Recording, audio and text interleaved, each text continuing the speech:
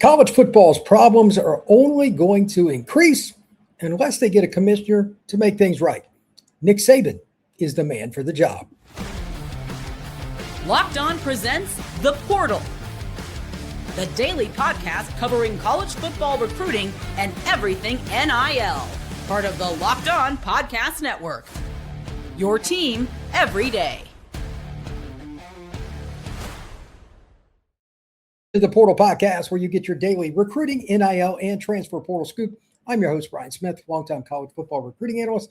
Thank you for making the Portal Podcast a part of your day each and every day right here on the nation's #1 sports podcasting network, Locked On. We are brought to you by our friends over at 5 Hour Energy. Today, we're going to be talking about birthday cake. The flavor is back. No fork needed. Vanilla cake flavor. Caffeinated kick. No sugar. It is party time. Order now at 5 Hour Energy or at Amazon.com. We are going to be getting to the governing of college football's playoff later in the show. I think Saban would be a great person for this to at least provide input, but I also need your input. Which person or persons do you think should be involved to help figure out, is it a 16-team playoff? It is a 24 or whatever. We know it's going to expand because money is the answer. We'll talk about that later on in the show. Enforceable rules. That's kind of important. Right now, do you think college football has enforceable rules? I don't, because nobody's getting in trouble for really anything. Saban over the top of that, we'll get into. Tampering, just in general, I want to be very specific. What is a guideline that we can use? What are some of the questions about tampering? That's really important because we can't have guys enrolled at schools getting pulled off rosters. That's just no good. So with that in mind, here's my overall take on why it's Nick Saban that should be college football's commissioner. He's respected. If Nick Saban calls you or somebody on your staff or in your office, that phone call will be received and it will be respected. People will listen. Right now, which person or individuals from the NCAA or any other governing body with college football do you think major head coaches like a Lane Kiffin, a Marcus Freeman, a John Summerall, anybody else in college football, who do you think they really respect that works for the NCAA as it relates to enforcement? Now, they're going to give a political answer on TV or a radio spot, but are they really concerned? Not really. Are they really irritated when somebody does something against them? Of course they are. But it's a two-way street. Almost every single school in major college football that I've dealt with, and it's pretty much all of them, they are pulling players from other rosters. They are sending out feelers to find out, hey, how can we get this kid after the season's over? That has to change. Again, if you take nothing else from this podcast, Nick Saban would be the right person. It's been discussed before, but we need to bring it back up because this January defined once again why college football is a mess. We need to have parameters and there must be enforceable rules. So to that end, here are the points that I want to get into. These are the 7 things that I want to talk about. The 7th is just a statement really, but the first 6 are straightforward. Number 1, I'm very steadfast with, and this is where it's going to get really awkward because eventually you got to agree on this, but here goes. Tampering, automatic, keyword, automatic loss of scholarships, coaching fine, school fine. It has to be not one of those, not 2 of those, all 3 of those. And if it's somebody in the back office that's doing it, same deal. You need to be able to, at any time, do a search of somebody's phone or their email and have people that are directly doing it at schools because there's no reason to believe any of them at this point. What is tampering? I'm talking about guys physically on a roster. No doubt they are enrolled and you are trying to get them to come to your school. There are a lot of different ways it can happen. We have obvious scenarios that it's happened in the last 6 months over and over again. There must be loss of scholarships because if you have loss of scholarships, that means there's a loss of money. That means the TV deals get hammered. That means people are embarrassed. That means careers or at least temporarily derailed. Yes, it has to be extreme because right now it is absolutely not enforceable because it's just not being enforced. Name one school that's been hit. Name one. It's pathetic. The NCAA's toothless inability to do anything or even try is embarrassing. Number 2, NIL revenue sharing combined with collectives. This is a very murky subject, and I could do 20 shows just on this, but I'm going to keep it succinct. There is the $22 million pot that is NIL money that is rev sharing. Okay. Most of that will go to schools like, LSU, Colorado, Michigan State, whatever, the big P4 schools. The lion's share goes to football. But there is a so-called NIL clearinghouse for these deals, etc. Look, LSU, I'll just use them as an example. They just signed 40 players with all these high-end guys, like 3 out of the top 5 portal players, by some accounts, went to LSU. There is no way they're under that. However, collectives are part of it. They help pay, and etc. It's a way around. Secondarily, as you look at number 3, for those of you listening live or watching live or later on YouTube, what about Nike schools? Like LSU's a Nike school. There are a handful that they have 10 athletes. Some are football, some are not, where they get money directly from Nike. These are advantages. There has to be consistency. If Nike does it for those schools, I have no problem with it, but they have to be able to spend the exact amount that Nike is. So if it's through rev sharing or something else, some other school that doesn't have that, to be fair, they have to have it. So I'm combining 2 and 3 here.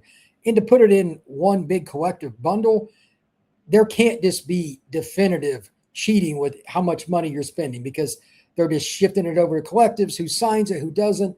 They're moving money around. It's basically like organized crime. And that's why they began the RICO Act in like the late 60s, early 70s to get the mob. That's basically what this is. Certain schools are moving money around so they can spend more to get more athletes and hold a definitive advantage. Somebody like Nick Saban over the top of this, you would have more teeth, you would have more consistency, and there would, again, it goes back to number 1, you would be able to enforce loss of scholarships. Number 4, enforcing the transfer portal window. I'm getting ahead on this one a little bit. There are a few guys that have kind of went through the window and then it didn't work out. They didn't know what they were going to, and they left later. There's been a couple of those situations, and it's going to happen more because we don't have a spring transfer window. For those you don't know, January 2nd through the 16th, that was the window, and that was it for the year. The next one is next January. But what happens when a major program loses their quarterback this spring? They're screwed. Well, too bad. What happens when their star corner gets hurt? Too bad. You can't be the exception, because then it's not going to work. One team can't get a portal guy and then nobody else. It does not work. Same thing with number 4. It has to be just like tampering, because eventually it's going to be that anyway. Automatic loss of scholarships, coaching fine, school fine, and on top of it, that player cannot be eligible for that season. They have to put it into every contract for every single player that if you do this, they have to sign it and they have to initial it. Their guardian, if they're a 17-year-old or whatever, everybody, their lawyer, their representative, all must sign this piece of paper. You cannot transfer after spring practice and play immediately. Now, if you want to transfer and sit out, that's your business. I'm talking about immediate eligibility. And again, just to be clear, automatic loss of scholarship, coaching fine, school fine. If you try to get somebody to do it, whether they sit out or not, all of those things must be enforceable. Number 5, hiring Nick Saban would be the start, but how about his enforcement team? This is a murky area. How do you do this? Who's involved? Because bias is going to be not just in the midst of the process, it's going to be permeating all the way through, really. It's hard not to have somebody that's an AD. They're going to have bias towards the conference and or the school or schools that they were associated with. You need to have some people outside of the college football world, but let me be very clear. Zero people in this very key world. Politics, zero. They are only going to do things that help them. No politicians. Absolutely not. Number 6. What about the NCAA's involvement with Coach Saban? He should work with them. I think this is the easiest one. And I don't think it should be that difficult to understand. If you have a situation where there's an enforcement situation and it's murky, at least use him as somebody that you could gain some knowledge from. He's a phone call away. Somebody on his staff that he really wants to be involved, that maybe worked for the NCAA at one point or worked at Alabama or LSU or Michigan State, one of the stops he had. Maybe it's an NFL person that just understands, because the NFL still has rules about poaching too. All of those things are important. And while I'm at it and on the fly here, the NFL model is what I'm really trying to get. If you try to poach, they pull draft picks. They are not playing. The NCAA needs to be that way. So I really think it would be a great idea to get several former NFL people to be involved with Saban's team. And finally, number 7, this is just a statement and just something to kind of go through your mind. With the playoff likely expanding, Saban and his staff should be involved with the decision-making for how, for when, for why, etc. He doesn't have to be the final decision maker, but I think it would be very wise for Nick Saban to at least be involved consistently. He's the greatest coach in college football history, and he's somebody who looks at the world through a pretty narrow view on just making sure you stay on track. And the NCAA is off the tracks. Let's get it back on. That's very important. When we come back, we'll get into the chat. We'll talk a little bit more about some of the rules, why it may or may not work. I'm going to talk about the other side here. Those are steadfast, my thoughts there. But I know there are some holes you can poke in them. I'm going to bring those up next right here on the Portal Podcast. Today's show is brought to you by our friends at 5 Hour Energy. Welcome to the 5 Hour Energy Flavor Draft. We're looking at a very specific part of the draft to let you know which tasty flavors are the best and which just might be the sleepers. I've got a little of both on my opinion. The board is set, the flavors are ready, and the only one that's going to win, and maybe it's a favorite, maybe it's not, that is up to you, but here are my takes. I'm a very traditional guy with flavors. I like grape, I like cherry, I like strawberry. It's not that difficult. However, there are some sleepers and things that I like to go to. Sour apple is a really good one. Peach mango, strawberry watermelon. They have so many flavors with 5 Hour Energy. It's not even funny. And one of my all-time favorites, especially for snow cones, is blue raspberry. I'll take that in anything. It's a sweet and tangy flavor with a taste and a nature couldn't make, but should have. To be honest with you, blue raspberry might be my all-time favorite, and I think that would be my pick as the number 1 seed. Find your new flavor at 5 Hour Energy shots, available at 5hourenergy.com or over at Amazon. We are also brought to you by our friends at FanDuel. Ever wanted to experience the NBA Finals live and in person? FanDuel is giving you that chance to turn that dream into reality with the NBA sweepstakes. Here is how it works. Use your profit boost on any NBA future, and you'll automatically be entered for a shot to win an NBA Finals trip for 2. That's right, 2 people, 2 flights, 2 tickets, the entire experience. All you have to do is get involved. And now, not only can you pick your cash, but it could also send you to the finals. Visit FanDuel.com to get started. Use your profit boost on any NBA future and get entered for your chance to win a trip to the finals. Play your game with FanDuel, the official sports betting partner of the NBA. Make sure you check out the Everydayer Club down below in the description. The best part about it is the following. No doubt about it. If you are an audio listener like I am, the Portal Podcast, you can get all your feeds. It doesn't matter if you use Spotify, Apple, Podbean, Amazon Music. Does not matter. No ads. $5 a month or $50 a year.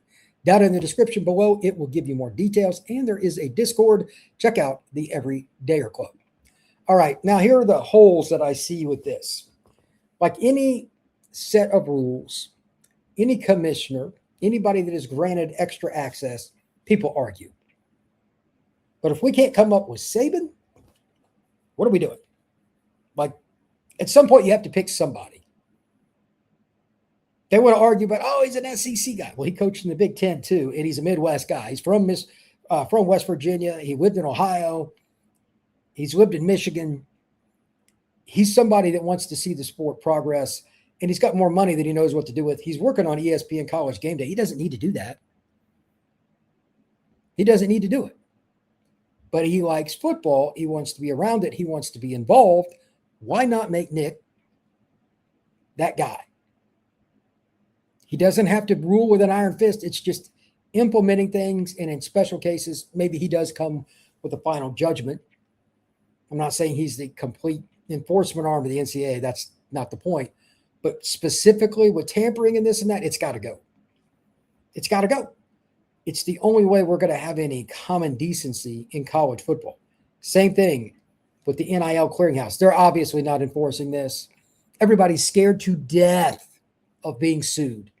That NIL clearinghouse was a bunch of garbage. I knew as soon as they said, oh, Congress is going to help with this, and that. Nobody wants to put their toes down on somebody because that's about votes. Politicians, it doesn't work. It doesn't. If they'd say, especially like, let's say, state of Tennessee, if you're a politician in Tennessee and you vote against what the states said that Tennessee can do, that they won't be under any ramifications for the NIL clearinghouse and all that, you're out. They do not care. Bias is 100% of the problem here. 100%. Get the politicians out of it. Saban's retired. He's rich. He doesn't care what you think. Make him the person. You want to be mad at him? He doesn't care. He probably doesn't even read his email. He does not care. That's just my opinion. Now, finally, how they select a staff that he would have, and he would obviously need to have a major say in it, but there needs to be layers to it. That's the most complex part. I don't really have an answer. And if you want to give your thoughts on it, fire away. I'm not sure there's a perfect idea, but it is something to think about. All right, here we go. I'm going to get in the chat a little bit, see what we got. Salty, how does your leisure time differ in Gulf Shores versus prior to where you move? I do the same things, man. It's just warmer here, and I got the beach. It's pretty straightforward. Nick Saban seems to be enjoying his time in the media. Would a commissioner role appeal enough to him to make change? Could he still do both, or would it appeal to him at all? I think it would, because I know the Trump administration's talked about it. He's went and met with Trump about it. How that would work, though, and all the political sides of it, that's what I'm just talking about here in this segment. Just a moment ago, I'm not sure why it hasn't already happened, but my guess is there's some minutia because certain people don't want him. They want somebody else that's, again, here's that key word, bias. Either he wouldn't be biased enough for them, or they're afraid that they would be on the wrong end of his bias. Somebody's going to be biased everywhere. There is no perfect, but that's my guess. Salty, in the similarity in Saban and Satan, purely coincidental, or is there more to it? I don't think he's a bad guy. He's just super competitive. Would college football commissioner Saban impose penalties on Bama as freely as to other schools with similar violations? And more importantly, would non-Alabama fans believe he would? Nobody's going to believe anybody right out of the gate. This is just your best option because he is an expert. This idea that there's anything remotely fair with college football needs to go right out the window. There is zero. Everything, as I stated earlier in the show, is 100% bias. What is fan short for, Salty? Fanatic. Is fanatic anything close to rational? No, it is the polar opposite. It is the antonym. Therefore, we need to not worry about that. Who is more of an expert than Saban? That's all I'm saying. Nobody's going to like it unless it's an Alabama fan. But if you hired somebody else, they're only going to like the school that individual represents. There is no fair. But he's the one that has the most expertise. And that's why the guardrails can at least be somewhat in play. As I noted a minute ago, the people underneath him, how they do that, there needs to be people from each conference, etc. People that have ties, a business owner, maybe a famous person in Charlotte because they started their own business and are a billionaire or something. How do you keep things working? Bring that person in. Just no politicians. None. Absolutely, unequivocally, no politicians. Katie, I think Nick Saban knows what's wrong with college football and would fix it. Today, CFB retired him. Man, that is true. Nick left because he hated all the new rules and stuff and didn't think it was going to work. Katie, Duke had the opportunity to depose Darian Mensah and expose the names all involved in that shady, unethical BS and didn't. They blew it. Not exactly, because they did the exact same thing the year before. Remember, Mensah was at Tulane. Duke 100% tampered to get him too. And I guarantee you the people at Miami made it clear. If you say anything about us, we're coming after you for the stuff last year. it's a two-way street, unfortunately, for Duke. Katie, a $10 million salary cap would limit the number of portal players coming in. An excessive number of sought-after portal players would trigger an investigation. Based on what we're hearing, 10 million wouldn't touch it, though. That's the problem. Like, it's not even in the stratosphere. 30 million is kind of the bottom end of where you need to be to compete for a title. Salty, if you could create your own 5-hour energy flavor, what would it be? Something with berry. Blue raspberry is one of my all-time favorites, like I said a minute ago. Something with berry. That's a great question, though. They got every flavor at 5-hour energy. Katie, the portal and all the tampering has soured me on football, college football. It's not just the game I loved anymore. I'm also sick of these unethical head coaches that couldn't win 7 games a year without portal and tampering. I get it. Salty, can Nick Saban not rule with an iron fist? Yeah, because they can just put the guardrails in. He only gets so much power.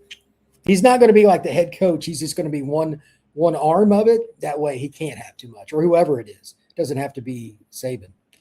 Katie should be on commissioner's board to keep everyone in line, says Salty. Yeah, there's some truth in that. When we come back, I just want to make some final comments here on the college football tampering, getting Saban involved. That is next, right here on the College Football Podcast with Locked On. I'm Clea Butler, host of Locked On Women's Basketball, and this is Mazda's Women's Basketball Snapshot, celebrating the work no highlight reel can ever capture. It was a heavyweight showdown between number 3 South Carolina and number 7 LSU, and the Gamecocks rose to the occasion. South Carolina secured a hard-fought 79-72 victory to stay atop the SEC standings, using a balanced offensive attack to outlast the Tigers. Tessa Johnson led the way with 21 points, while Raven Johnson added 19. Medina Okot dominated the paint with a double-double, finishing with 12 points and 17 rebounds, while Joyce Edwards chipped in 10 points to round out the scoring. With the statement win, the Gamecocks now turn their attention to a road matchup at number 23 Alabama on Thursday. These moments are earned off the clock, those long before the lights ever come on. The sweat, the fakes, the doubt, the scrapes, and coming back for more every time.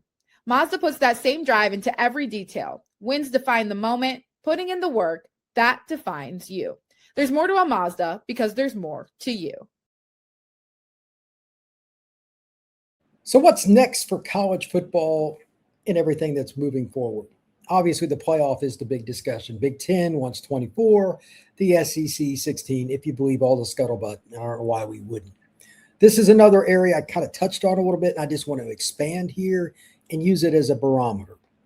Saban could be involved with that and anything else that comes down the pike that is in this ever-changing landscape of college football. It doesn't have to be Saban. That's just my recommendation, and I think the government likes that as well, which is ironic. I hardly ever agree with any government that we have.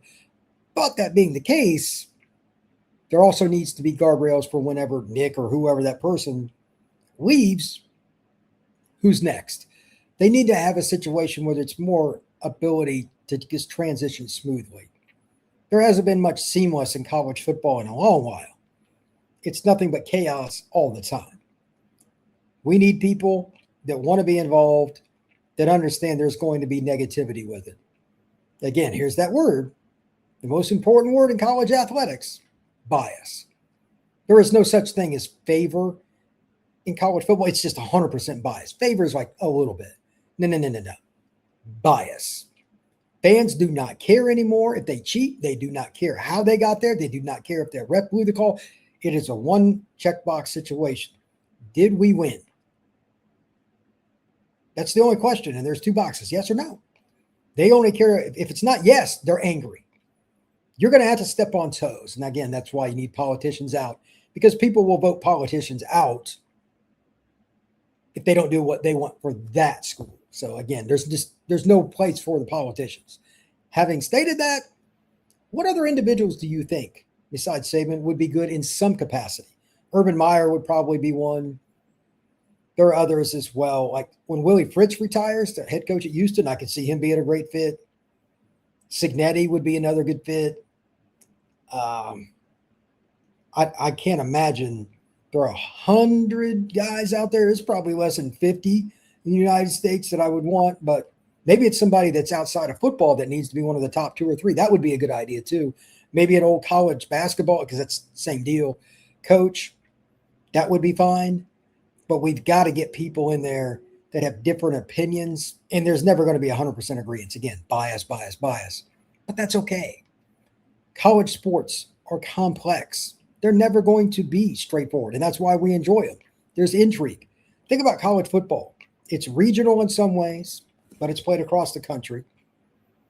The fans in certain areas, they enjoy their traditions, but they love going to see other people's cities, their food and all that. It brings people together, and there's still going to be conflict all the way through, even though they enjoy it. It's an odd mix. There's nothing else like it. College basketball has a little of that too. However, we can't control the bias completely without somebody that's respected. So whether it's Saban, whether it's Meyer, somebody else, we must get someone that can help with the playoff, that can help with tampering, that when they bring a ruling, when they go to the podium, they're not going to be laughed at. Like, what does this guy know? And if it's a woman, I don't care either. It could be a college basketball coach. A women's college basketball would probably be good to have towards the top. Why not have somebody for the female sports? This is part of it too, because they need a voice. They probably need multiple underneath that structure. Again, if it's Saban, that's my pick. You should absolutely have that for Title IX reasons, etc. Avoid being sued. And some lawyers that have been involved in Title IX. You've got to have a lot of parameters, but all of it still comes back to tampering. There has to be harsh penalties. Loss of scholarships, the coach or the administrator gets some kind of penalty financially, and the school gets a penalty financially. What those exactly are, I don't know, but just as an idea, if you tamper, I think you should lose 3 scholarships minimum. There is no second strike. First strike, you get the hammer. Once that happens, tampering go away. That's the way it is. We need to have that kind of intimidating factor to get our sport back on the guardrails and not be embarrassing anymore. Every time I see one of these dumb rules not be enforced, like they just kind of skate around it a little bit to begin with, and then they don't even enforce that, I just laugh, but then I'm like, my God, this is what I cover. It's obvious they're cheating, but nobody does anything at the NCAA because they suck. There has to be somebody outside the NCAA, because they're just worried about getting sued every day, that has the cojones to say something, to stand by it once they set those rules, to actually do it, and that's it. It has to be a hard line. So I'm not really sure if everybody understands just how hard that is, but there are very few people willing to get in front of that fastball and take that one, take their base, if you will. But if we don't, it's going to be tough. Let's see here. Katie, if you can't compete without tampering, you don't deserve a title. 100%. Katie, Salty, I just think you can't do it the right way. You don't deserve to be doing it. Oh, there's another good one. Alonzo Highsmith, says Katie. That would be a good one. He was a former Miami player, played in the NFL, the Houston Oilers. Yeah, he was a hell of a player. Salty says, Katie, you are correct. Dawn Staley, Candace Parker, those would be fine by me. Those are a couple great women's players. Absolutely. Salty, Urban Meyer could get chair the Leisure Time Behavior Subcommittee. He could chair the Leisure Time Behavior. That would be interesting considering the Florida thing, but nonetheless. Jim Tressel, that's a possibility. I'm trying to think of some other names. I forget who's the head coach now at Michigan. Was it Utah? When he retires, he'd be somebody I'd be interested in. There are just so many people that are involved that it would be very touchy, because while they're great, they're very definitively an SEC guy or Big 12, whatever. That's the only thing. I just don't think there's much you can do about that. I'd like somebody that has NFL experience, if at all possible, at least a few years. Saban obviously has numerous NFL years. He coached with Belichick as his DC of the Cleveland Browns in the early 90s. I really don't know too many other people, but college basketball coaches, men and women, baseball coaches, people in the banking industry, investors, and people that are used to really strict guidelines, people on Wall Street, probably would be a good idea to have somewhere in that group. Dim Tressel is a very cerebral guy, Katie. Yes, he is. Tony Bennett, that's a good one. Retired UVA basketball coach, not the entertainer. That's a really good. Tony's a lot like Tressel in a lot of ways, personality-wise. Good point here. Highsmith has GM experience. Any GMs or assistant GMs from the NFL level, I think would be very good. And if you don't go that route, there's still, again, it could be somebody that was the executive vice president at Citibank. Somebody, again, they are used to guardrails. And somebody that has an interest in college athletics, maybe they played. Maybe they were just somebody that played at Liberty. They weren't P4, but they were a wrestler or something. Like, you have to have different voices for the Olympic sports, the women's sports, for Title IX, all of that. But that person at the very top probably needs to be an elite coach, because it'll have the most teeth when they come down with the ruling. Thank you very much for checking out the Portal Podcast again today. It's been another fun show. We will see you again soon here on the Portal Podcast.